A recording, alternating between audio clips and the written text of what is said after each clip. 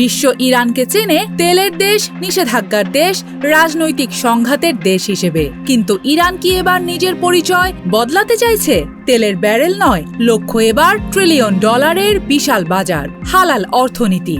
একটি বাজার যার মূল্য 2 ট্রিলিয়ন ডলারেরও বেশি, যেখানে শুধু খাবার নয়, ওষুধ, কসমেটিক্স, পর্যটন আছে আর্থিক সেবাও।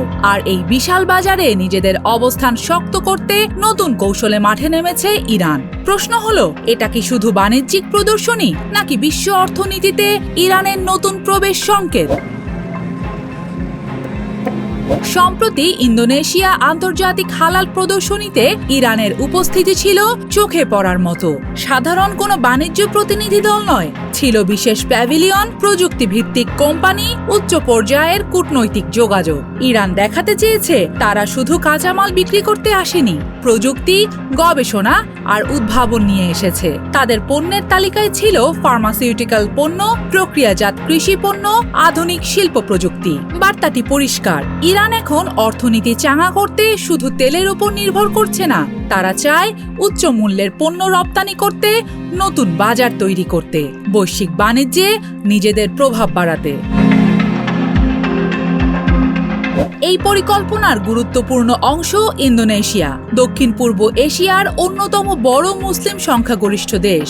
বিশাল ভোক্তা বাজার, দ্রুত বাড়তে থাকা অর্থনীতি, হালাল পণ্যের শক্তিশালী চাহিদা সবই আছে ইন্দোনেশিয়ায়। প্রদর্শনীতে ইরানের রাষ্ট্রদূতের উপস্থিতি দেখিয়েছে এই উদ্যোগকে সরকার কতটা গুরুত্ব দিচ্ছে।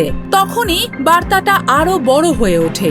এটি কি শুধুই পণ্য প্রদর্শন, নাকি দুই দেশের মধ্যে নতুন অর্থনৈতিক অংশীদারিত্বের শুরু?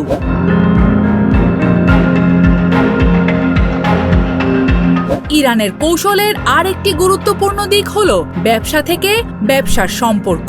স্থানীয় উদ্যোক্তা, স্টার্টআপ, ছোট ও মাঝারি শিল্প প্রতিষ্ঠান, তাদের সঙ্গে সরাসরি যোগাযোগ করছে ইরানি কোম্পানিগুলো। কারণ শুধু পণ্য বিক্রিতেই বাজার দখল হয় না, দরকার দীর্ঘমেয়াদী সম্পর্ক, স্থানীয় অংশীদার, সরবরাহ ব্যবস্থার শক্তিশালী নেটওয়ার্ক। ইরানের আরেকটি বড় সুবিধা হলো তাদের নিজস্ব সক্ষমতা, ওষুধ শিল্পে অভিজ্ঞতা, কৃষিতে শক্ত ভিত্তি, প্রযুক্তিতে শিক্ষিত তরুণ প্রজন্ম, আর ভৌগোলিক অবস্থানও গুরুত্বপূর্ণ।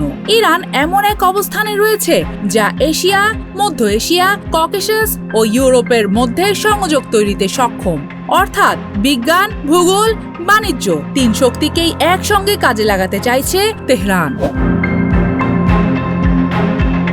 তবে প্রশ্ন থেকেই যায়, বিশ্বের হালাল বাজারে কি ইরান সত্যিই বড় খেলোয়াড় হয়ে উঠতে পারবে, নাকি নিষেধাজ্ঞা, আন্তর্জাতিক প্রতিযোগিতা আর বাণিজ্যিক বাধা এই পরিকল্পনার পথে বড় চ্যালেঞ্জ হয়ে দাঁড়াবে?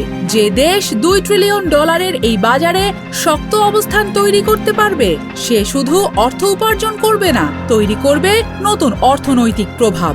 তেলের বাইরে ইরানের এই নতুন অধ্যায় কি সত্যি একটি অর্থনৈতিক বিপ্লবের শুরু, নাকি এটি শুধুই একটি বড় স্বপ্ন?